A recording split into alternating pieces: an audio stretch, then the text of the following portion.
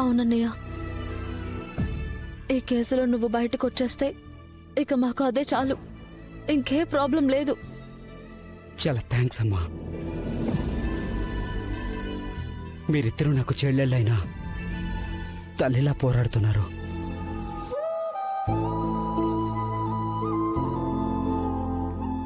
నిజానికి అన్నయ్య చెల్లెలకి సాయం చేస్తాడు.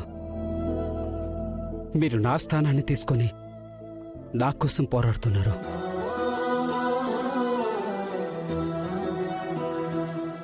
ఇంతకన్నా గొప్ప చెల్లెళ్ళు ప్రపంచంలోనే ఉండరమ్మా, ఉండరు.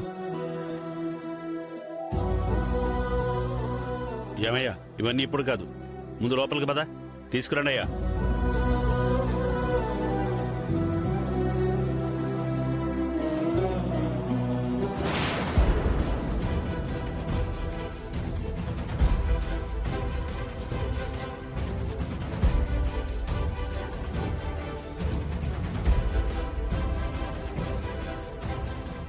అక్క, ఇంతకీ బావగారికి ఆ కారు ఎవిడెన్స్ దొరికాయంటావా? అదే అర్థం కావట్లేదు జాను, ఒకసారి ఫోన్ చేస్తాను.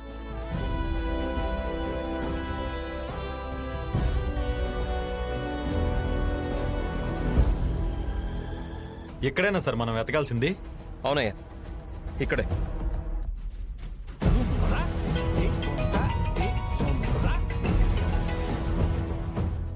ఏవండి, ఆ కార్ దొరికిందా? ఎవిడెన్స్ ఏమైనా దొరికిందా?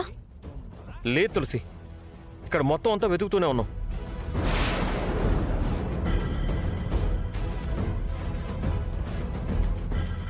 మొత్తం అంతా జల్లెడు పట్టేశాను తులసి, ఎక్కడా కనిపించట్లేదు. అదిగోనమ్మా మీ కారు.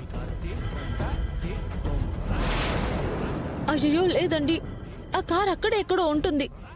ఒకసారి చుట్టుపక్కల కూడా వెతకండి. కోర్టు టైం అవుతుంది, త్వరగా రండి. సరే తులసి, నేను మళ్ళీ చూస్తాను. అటెండ్ వెళ్దాం, పదండి. అక్క, ఏమైంది? ఏమంటున్నారు బావగారు? కారు ఇంకా దొరకలేదంట జాను.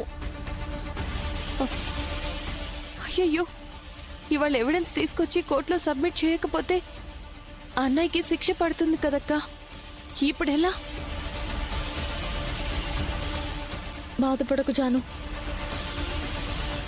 ఆ దేవుడు ఏదో ఒక సహాయం చేయకపోడు. ఈరోజు అన్నయ్యని ఖచ్చితంగా బయటకు తీసుకొస్తా. ఆయన కోర్టు టైం కల్లా ఇక్కడికి వచ్చేస్తారు. నాకు నమ్మకం ఉంది, నాకు నమ్మకం ఉంది.